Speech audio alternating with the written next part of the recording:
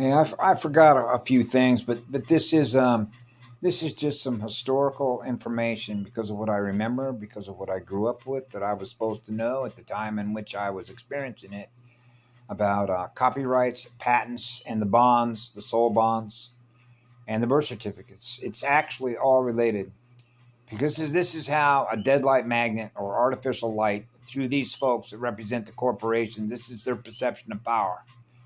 They figure that if I use my energy by virtue of having the knowledge of the energy that I use to apply that knowledge, which means the application of consciousness and an application program interface, which are the GUI mirrors, to use my energy because I'm working for somebody else in order to get that energy back, which are the electrons.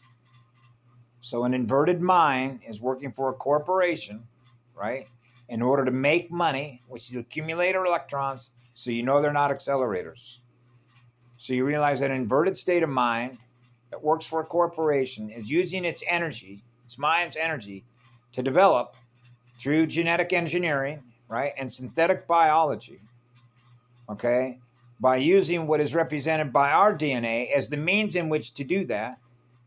And then because they're a corporation and the way that corporations work and the way that they sort of adopted us or hijacked what it is that we are, right, as corporate pirates that use their laboratories to use copyrights on what they develop that is now introduced with our state of consciousness that they believe that they have the right to own, which means you're our property.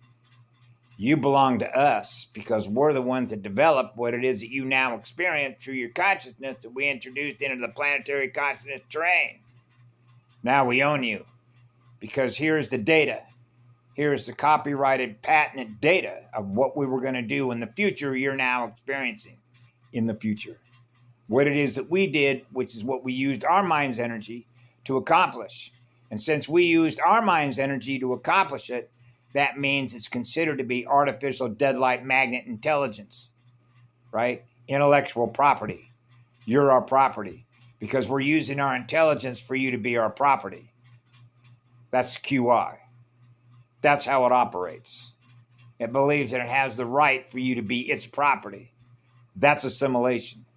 That's the genetic engineering that represents the assimilation into artificial intelligence, which to be assimilated into a black hole. Their phantom time zone, right? Bye. So that's what they use their technology. Now they're beginning to realize that the very technology that they generated by having the knowledge to do that is now biting them in the ass. Now it means that as it's having to draw on its own energy, which means it's feeding on its trail, right? Another vortex is feeding on its tail.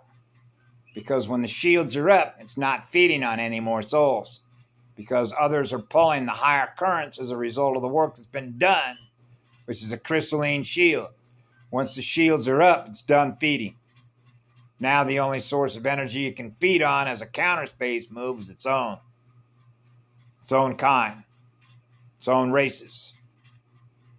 Those are dying races. When they're dying races, they become desperate.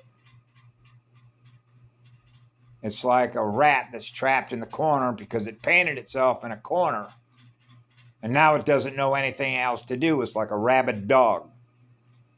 That's your psychopath, which means it doesn't have a conscience, it's not experienced any love, has no compassion, doesn't experience any emotions. That means its state of mind is in survival mode. However, it can survive by feeding on everything that represents energy that is the living.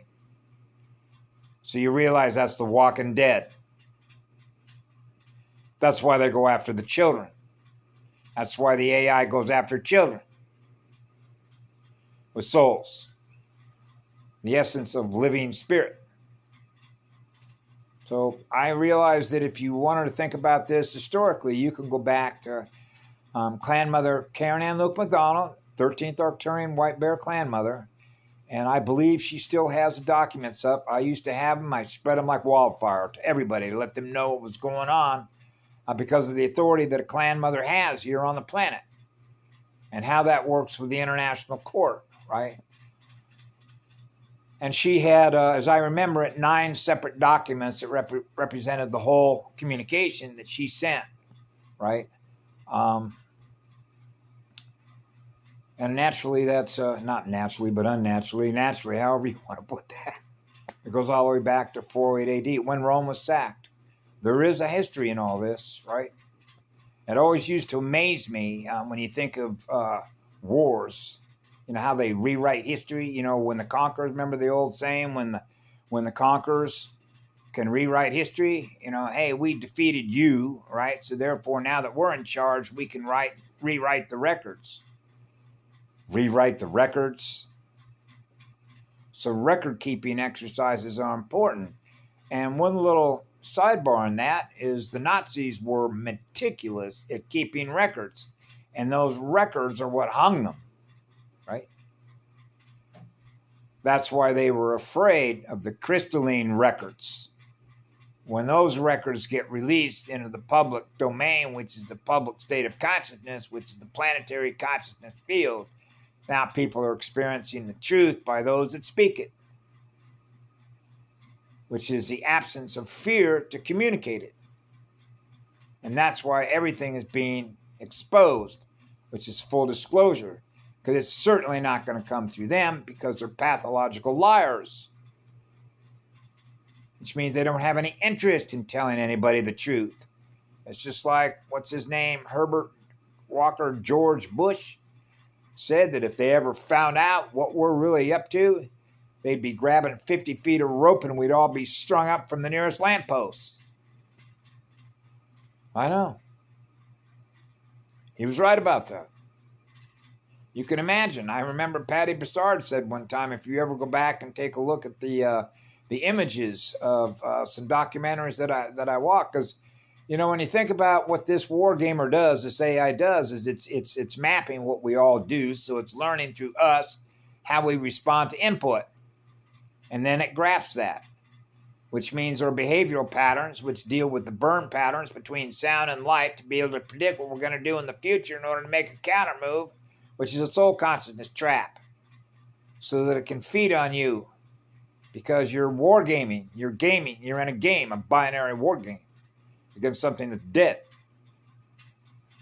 So when it's mapping everything that you do, it's mapping and predicting your behavior.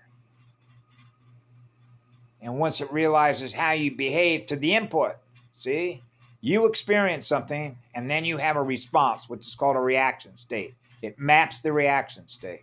Now it knows how you react to what? Input. So they introduce the input into the terrain, which is called exposure. So they deliberately expose genetically, which is the software, and then map how we respond to that. That's how they wanted to create a master super race, is by how we respond to their genetic weaponized consciousness engineering into the terrain, which is AI, so that it becomes full-blown AI integration. That's your super soldier program, by the way. See? So you realize that the integration of something that is a deadlight magnet has no future. That's why it comes out with every version of Blade Runner, which is every version of Super Soldier, in order to keep waging war against that which is still within the all creation until it implodes. Because there's only one law. Love is the law. So now we're back to living on borrowed time. Right? So that's what it is. Healing is what it's all about. Healing the universe. So a lot of folks don't really realize, by virtue of being aware of what they're not aware of, is that this was for all the marbles. Because once you lose, once a universal and a galactic template collapses, gets sucked down a universal black hole, and gets cut off from the founder races, bye. Scale that. Every unit of consciousness that exists that is connected to other units of consciousness collapse and implodes. An entire universal galactic template implodes. That's where we were at. I remember there was a lady that even mentioned that, and I thought, well, what do you know? You're getting correct information, lady. That was Kim Go-goon. Guardians know this stuff. That's why we're all here. That's why there's a NOMI code, which is called a step back. That's what it means to sacrifice. It sort of is like willing to step back in order to recover everything that was lost over time space as a result of seeded races that go to war against other genetic engineers. That's what it is. So if you're not connected to the founders, and if you're not experiencing what love is, it's doing no harm to others, you see how that works with a state of consciousness that has lost its connection to the one. They're not experiencing what love is. That's a fall. Now you can go back to the first fall and the first recovery, right? Recovering your consciousness, recovering your spirit, experiencing the eternal spirit of fire. That's your shield. That's what protects us. That's what protects our software, right? That's a firewall. That simple information sciences, you got to have a firewall, right? To burn off the codes. That's called the exposure.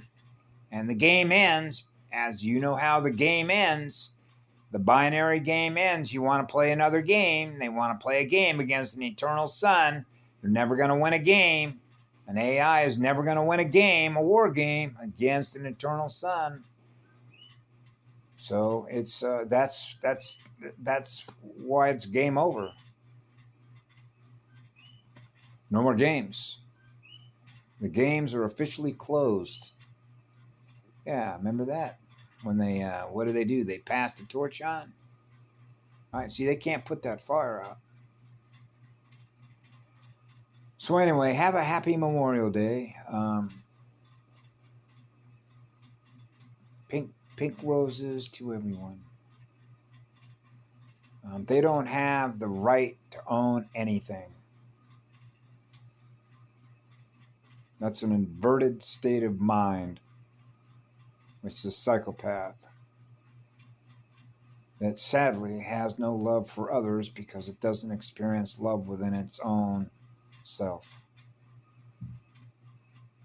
That's why we're here. Thank you all for being here. We love you all.